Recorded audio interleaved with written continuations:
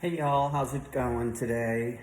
It's January 11th, 2023, and after I made 2 loaves of homemade bread, one turned out horribly, one turned out really good. So I'm gonna try it a second time and make hopefully another 2 loaves. My first suggestion is get a really good ingredient. And also, instead of just using your laptop or computer, write everything down on paper, because sometimes the internet works and sometimes it doesn't. And you never know when it's gonna go kaput completely. So those are the ingredients. These are the instructions. I know I look a little haggard, that's for sure. I didn't plan on doing this video. This is kind of a spontaneous thing, but, and I don't have my camera guy. So I'm gonna show you everything that's here on the counter, what you need. So these are basically what you need. You need to have teaspoons, tablespoons, cups, a couple of utensils, and then obviously several different mixing bowls, along with some ingredients. And I don't know about the names of the ingredients, don't really count. But sugar, bread flour, salt, and also dry yeast. I just turned all the labels so that I don't have any copyright infringement with sharing that. But basically, I'm going to show you the first step, which doesn't take long to do, but is very necessary. So, making the yeast. That's the most important thing first. Doesn't take long to do it. But when you do everything, it does take a little while. So you have to use a little bit of patience. I should say a lot of patience in order to do this properly. I will show you a sample of what the last one turned out like. This is only half of what I made, but it tasted so good I keep slicing off every single day. Okay, let's get started. I wish I had some music in the background, but I don't. So basically, you start off with dissolving 1 tablespoon of sugar in warm water and stir in 1.5 tablespoons of dry yeast. So that's the whole part of this video. This is a 5 video kind of thing, and I'm making them short because I know people don't have a really long attention span. So, and if you don't have all the utensils, you know what you can do, just like what I did.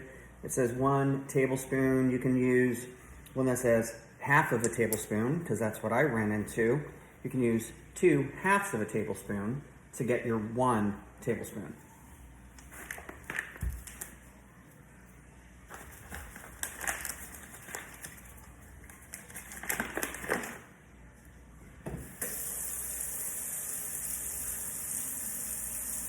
That's the water in the background running to get to lukewarm temperature.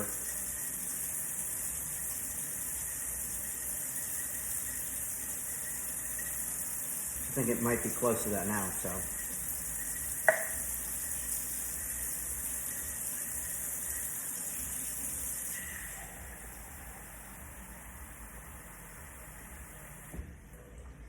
You're going to need a total of 2 cups of lukewarm water.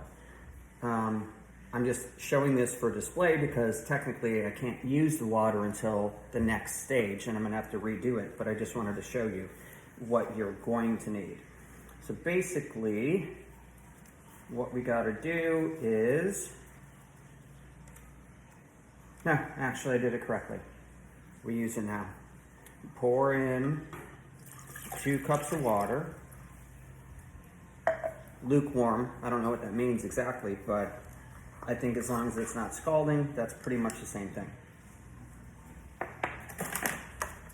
Then you get your sugar, and that is 1 tablespoon of sugar. So this is the part where it gets a little tricky, teaspoon and tablespoon. You gotta make certain to get the right one. So this is half of a tablespoon. So I can use this twice in order to get the correct measurement. So looks like that. Pour it in. Do another half, just like I had to, unless you have one that's a whole tablespoon. Then I have to stir in the 1.5 tablespoons of dry yeast.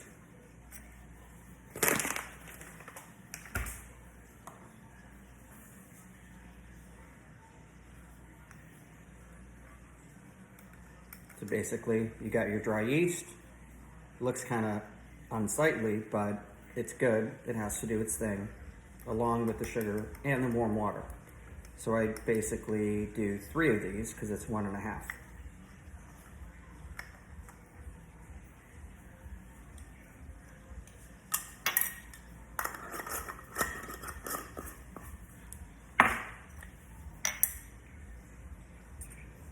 And I don't know if I'm going to tip the camera over or not, but I will do something for dramatic flavor. Show you whisking. Not that you don't all know how to whisk, but basically you have to whisk it really good. Because the first time I did it, I don't think I did it properly. Second time, it turned out really good. Like I said, this is like a 5-stage thing, so if you like, subscribe, don't forget to click that little button on the bottom, share. But I think it's really important that people understand how important it is for you to be able to do your own thing. Last couple of times I went to go to the grocery store, there wasn't bread in the shelves. And there still are ingredients, so I'm not saying stockpile ingredients to take them away from others, but it's not a bad idea to hold on to some so that you can at least have your own bread. When it comes down to things, it's going to be bread and water. And that day's coming really soon.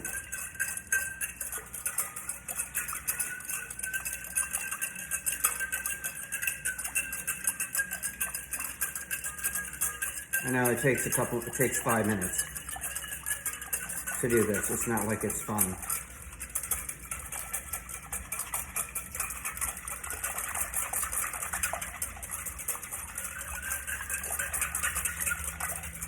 I'm sorry, my shirt's stained, but this is like an impromptu video.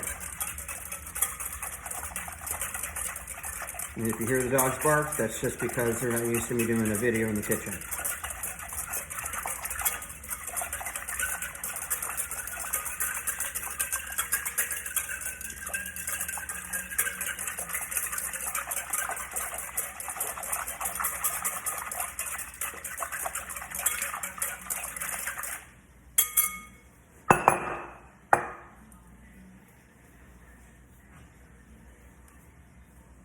It's always good to have an extra bowl behind you so you can at least set your things that you're using in a bowl instead of them sitting on a counter.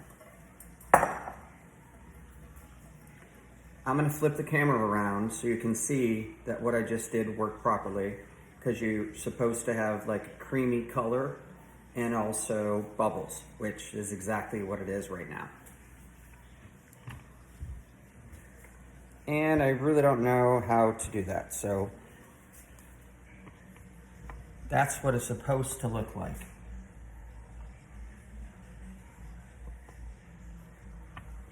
It's basically a 5-minute process. So that's the first video. I'll see you next time.